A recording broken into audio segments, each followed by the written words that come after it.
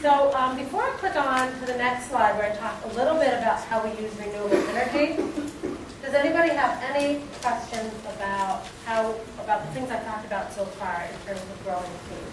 Do we have anybody in this picture? No, because there was only one of you. One person said that you were at the Solidarity. Are you in there by any chance? This was one of John's classes last year. People sometimes say, is there enough sun that you can really use the sun for solar energy? And we have to, again, putting this in context, we are all sunlight. I mean, we're all here because of the sun. And the Earth receives more energy from the sun in 1 hour than the world uses in a whole year. Of course, we have to figure out how to harness that effectively. But just, a reminder that the sun is this incredible, all-powerful entity, life force that we have. So we use all solar electricity to run our homes and our farm. And even in the winter, if it's a nice sunny day, the snow is reflecting sunlight, or reflecting light, and then those panels are able to use that light energy to make electricity. So it's a really cool thing. We just had a group out earlier today from Mount Wachusett Community College, a renewable energy class, and it's neat for them because they kind of get to see it all, in action. So there's many different forms of renewable energy: the sun, the water, the wind, geothermal. The one that works best for us is the sun because of where we are and just because we really like being connected to the sun. But they're all, excellent forms of renewable energy. And fortunately, just the technology is getting better and better. And so there's more incentives, there's more availability for people across a broader spectrum of socioeconomic backgrounds to kind of do this. But just know that it's possible. Know that a lot is possible. Know that a lot is possible that nobody may have told you in your life was possible. A lot of myths about agriculture, about energy, about things like this come from people's own fear or lack of knowledge, and oh no, it can't work. It can't work. Because if it worked, somebody would have told me about it. So just keep your mind open to the possibility that a lot of people will put out, a negative or it's not possible or you can't do it or can't be done, but that may not. It may be coming from knowledge and experience, but it may not be coming from knowledge and experience. It may be coming from fear. So, if anything comes out of this today, hopefully you'll get some I just put down some cardboard, or I'm going to tell, my aunt who's been talking about getting solar hot water that, I saw it and it, here's some ideas for doing it. But if anything comes out of it, just in terms of sustainable living, it's about this idea of thinking outside the box of what we've been told, because those things are not necessarily coming from truth or creativity. Just like the Buckminster Fuller quote, if we want to create if we want to make change, I forget exactly how it goes, but we want to make change rather than kind of fighting an existing model, we create a new model that makes the old one obsolete. And there's just a lot that's not working right now in our system. And nature's the best place to look for more answers and more models of how things can and do work in a more holistic and connected way. So in using solar electricity, you have those panels, and then you need a place to store the electricity produced, and that happens in a battery bank when you're in what's called an off-the-grid system. So we're not connected to the utility grid. There are many people who are and use solar or wind or water, and that's fabulous. Like if you already are connected, have wires coming into your home or school or restaurant or whatever it is. But we're not, and we built our own place in a location that was a little set back. It would have cost us like 10 or 15 grand just to put in poles with wires attached to them before we even paid the electric bill. So, in addition to our own environmental and social justice values around reducing our reliance on fossil fuels, it also just made good economic sense to create a different model that would make the other model obsolete, or be part of that movement anyway. But it is pretty obsolete.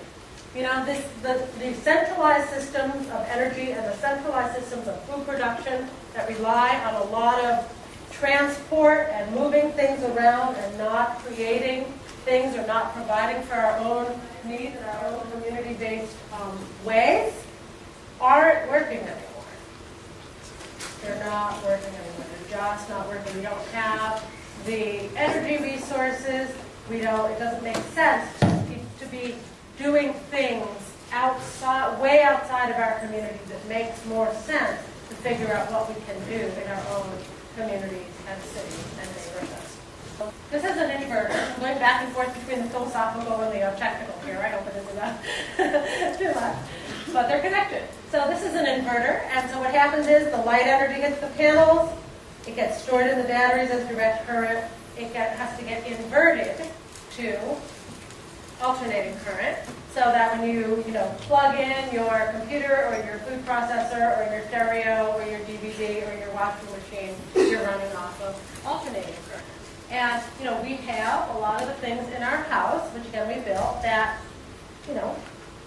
make life enjoyable. So there's sort of still this image of, oh, you use solar electricity, you're sitting there shivering with one dangling light bulb or something like that. And but in fact, you have to be conscious of your energy use. But you can use all these kinds of things as long as you're conscious of how much energy you're using, and you design a system that enables you to have the power that you need. And that's going to change for everybody. People sometimes have asked if living with renewable energy is a sacrifice. And I thought about it once, and I was like, oh, sacrifice, sacred. Sacred and sacrifice are connected. They have the same root word. And so my own thinking around that, and my response sometimes has been, is that it isn't really, we think of the word sacrifice as like, oh, I'm giving something up and it's terrible, or, young virgins are getting thrown into the river, or whatever it is.